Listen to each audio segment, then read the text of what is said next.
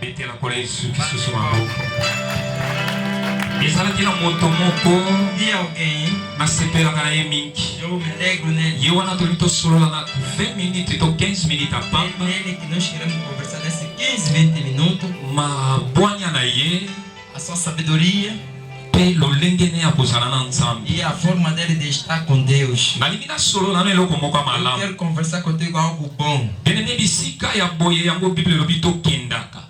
Irmão, este tipo de lugar onde a Bíblia autoriza para nós irmos. Kokendaka mingi na basho te okozwa eloko Não te. vai muito nas festas, não vai ganhar nada. Kokimaka mbangu na kokendo teka te. Não procura correr e vendendo. Kokimaka mbangu kaka na classe te. Não corre só na escola. Mekimaka esika oyo Nzambe akokobakisa un plus na connaissance na yo. Onde Deus pode acrescentar algo mais na sua vida. Alléluia, povo de Deus. Amen. Tozotanga mokanda na Nzambe Nós vamos abrir a livro. na livre ya 1 roi. No primeiro do Rei. Na livre ya 1 roi chapitre 2. No primeiro do Rei, capítulo 2. Kobanda na 1 tina 3. Começamos no 1 até 3. Bandeko Nzambe akosala ngolu ke na ndako tanga moti na 6. Meu irmão, Deus vai te fazer graça ler até. Bible elobi David approchait du moment de sa mort.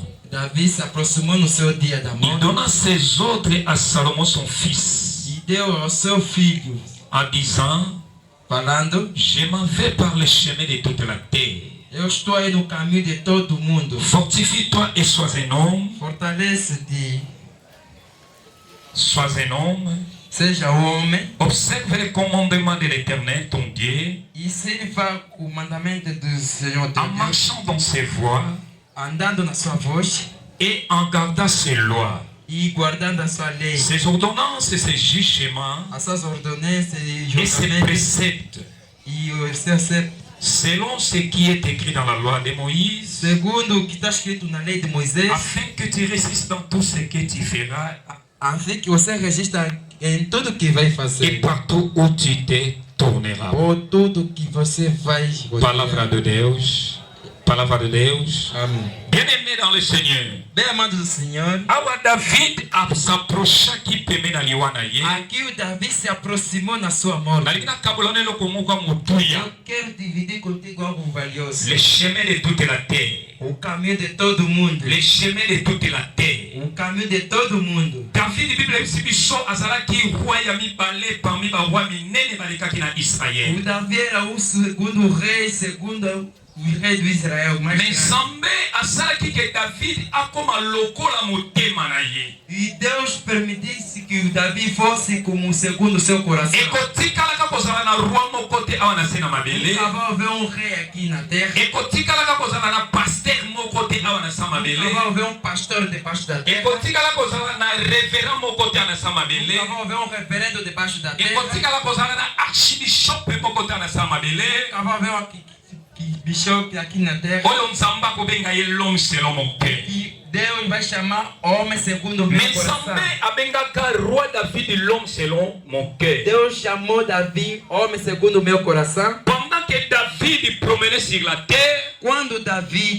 vivia na terra, tangu David abandaki kotambola na mabele, quando ele andava na terra, donc c'est la volonté de Dieu qui marchait sur la é terre. a vontade de Deus que andava na terra. Donc David azalaki donc posa sentiment nyonso ya Nzambe. Davi era desejo, sentimento de Deus. Oyo Nzambe azokanisa na motema na ye. E Deus está pensando no seu coração. Yango wana nde identité ya É a David. identidade do Davi. Nalingi yo nanga tozwa eloko moko ya Eu motuya. quero que nós recebemos algo Lelo valioso. toye parce que papa na biso moro atiki biso. Nós viemos porque nosso pai morou, nos deixou. Bamisu ntango bakaki sango oyo bakamwe. Os outros, quando ouviam essa notícia, Bamisu mpe bakoki kodismaya. os outros até deveriam desmaiar. Mais David alobi todismaya te tokamwa te. Davi disse para não desmaiar e não se assustar. Mais toyeba mboka ezali nzela ya mokili mobimba. Saibamos que é caminho de todo mundo. Ekamusinga l'homme selon le cœur de Dieu. Me admirou homem segundo o coração de Deus. Donc l'homme selon le cœur de Dieu.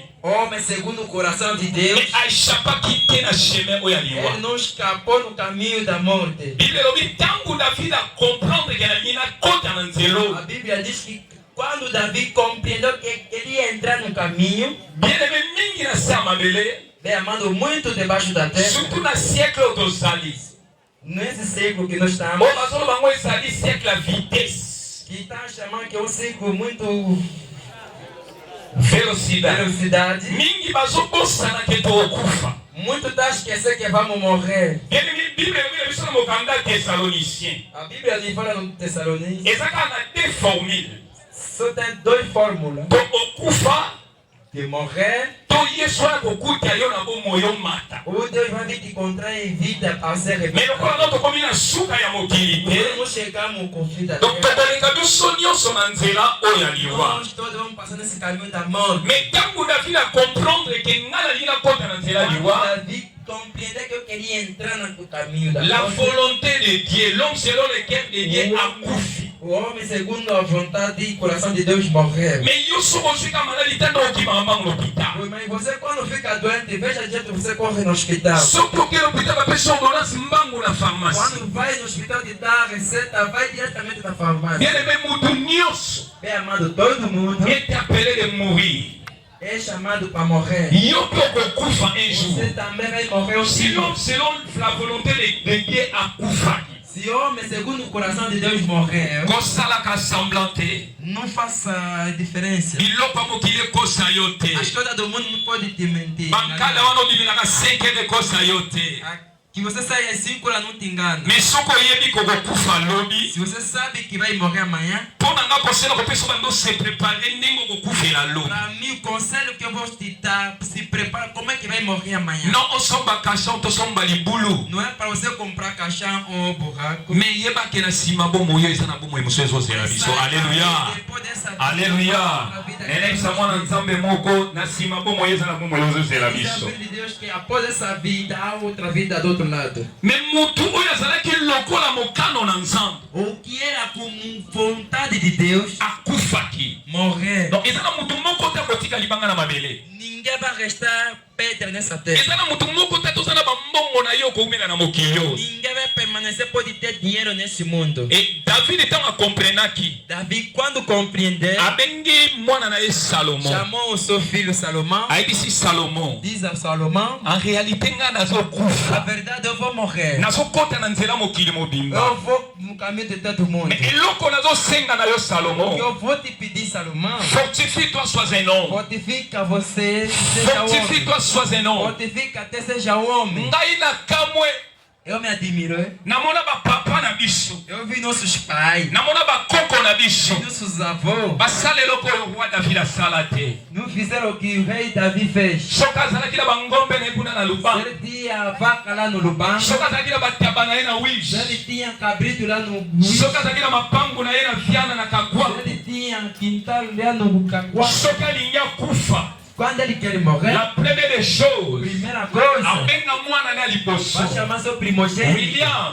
William. nazokende Eu vou. mapango mibale eza na Benfica, 2 quintal tá no Benfica. kari ya misato ezosala nzela katito. Tem 3 carros que tá fazendo a linha do Catito. Biso tomesana kotikela bana na biso Yesu te. Nós não nos acostumamos a deixar os nossos filhos Deus. Tomesana kotikela bana na biso mapangu bozio toza Nós nango. acostumamos a deixar os nossos filhos, nossa herança. Bien aimé, eza erreur monene oyo bapapa to bandeko na biso basalaki. Um erro que nossos pais ou nossos irmãos andam a fazer. Nene biso secret moko. Eu vou te abrir um segredo. Pendant que l'héritier n'a pas encore la maturité, Quando herdeiro ainda não tem maturidade, Galate ezoloba azali lokola mwana muke. é tipo uma criança. La maturité signifie la connaissance. Maturidade significa conhecimento. Et biso tozomona lelo. E nós estamos a ver hoje Eloko tokotikela bana malamu eza lupangu. o que o bom para deixar nossos filhos. Eloko tokotikela bana malamu eza koto ezalaka bloqué na bande. O bom que para não deixar nossos filhos é a conta Mais yo bancária. kokani bozwi na David te. Você não tem riqueza, não tem mais riqueza que o David Davi. kolia na ezalaki diferent na ndenge oyo oliaka.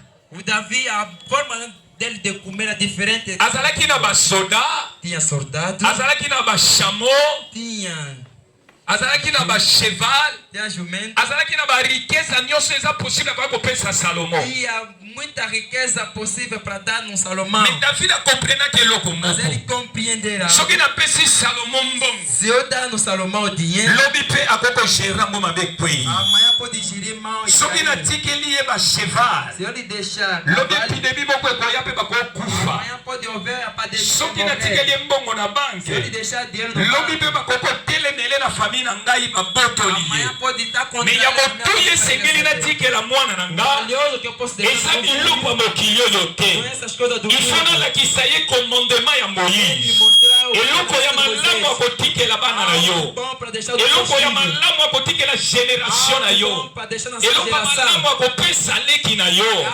Eza kaka mbongo te. Eza kaka lupangu te. Onga nafanda na ndako yaya na nga tonga. Mukolo yo kokufa. Baleki yo balandi yo bakoya koloba lupango ya tata na bino te yaya na biso ya liboso. Mais soki olakisi ye Yesu, soki olakisi ye Yesu, mutu moko te akobimisa Yesu na kati ya vie na ye. Yango David akomprenaki Salomo mwana na nga, nga nazokufa na ngai, natikeli yo bozolo te, natikeli yo baore te, me natikeli yo eloko oyo nga bapesaka ngai. Ezali balwa ya Moïse. Ebible elobi David ayebisi Salomo, ayebisi observe balwa oyo malamu. Observe esses mandamentos. Bien-aimé, lelo ba église na biso tozala ba difficulté. Hoje, nossa igreja temos Peuple dificuldade. de Dieu ayaka koobserve lisusu parole te. O povo de Deus não vem para observar. Peuple de Dieu ayaka koexaminer parole te. O povo de Deus não vem para examinar. Peuple de Dieu ayaka parce que tokomi dimanche ifona ke O dosambela. povo vem no domingo porque Ok, un jour bayekoli na Yesu Masihi. dia o discípulo de Deus Bakutaka bango bazo méditer parole. Bazo kotanga maloba na Nzambe. eles meditavam a palavra. Bazo luka bayeba pourquoi eza pourquoi. Ele procurava saber por Et bandeko batuli bango pourquoi bino bozo kota na mozindo makambo. Então ele perguntava por que está Balobi tozo kota na mozindo ko méditer maloba na Nzambe. na profundidade. Parce que vie na biso ezo dépendre na maloba na Nzambe. Bien-aimé, vie na yo dépendaka na salaire te. Vie na yo dépendaka na salaire A vida não te. depende do Vie salário. na yo dépendaka na bana obota te. A tua vida não depende do Soki vie dépendaka na bana. Se a vida dependesse dos filhos, Nde so balingi ekokufa mokolo bana nyonso só bakufaka. não deveria Soki vie dépendaka na bozwi. Nde so balingi ekokufa mokolo bozwi na ye esilaki. Mais vie na yo ozolandanga na ntongo ya lelo edépendaka na Nzambe. C'est pourquoi Ephésiens 6 ezoloba. Efésios 6 diz: Ne luttez pas, tozobunda te mpo na nzoto mpe na makila. não está a lutar contra carne e sangue. Eza na bato ebele bazobunda mpo na nzoto bazoyeba Há te. muito está a lutar contra Apôtre Paul azolakisa biso mikambo oyo tozobunda. Apóstolo está me dizendo que Eza contre baprincipauté, é para contre baesprit ya minene efandisami na likolo. o que está no lado dos Mais braços. tala combien tozobunda mpo na nzoto na biso. Veja quanto que não lutar contra okomona kutu mwana mwasi asukoli malamu te. Parce que 6 heures ifo azala deja na kikolo azobunda mpo nzoto na ye elata malamu na boyi te c'est bien. Mais mukolo nzoto wana ekowanga na yo, mukolo nzoto wana ekoboya yo. Bien aimé, Yesu akotikala koboya yo jamais.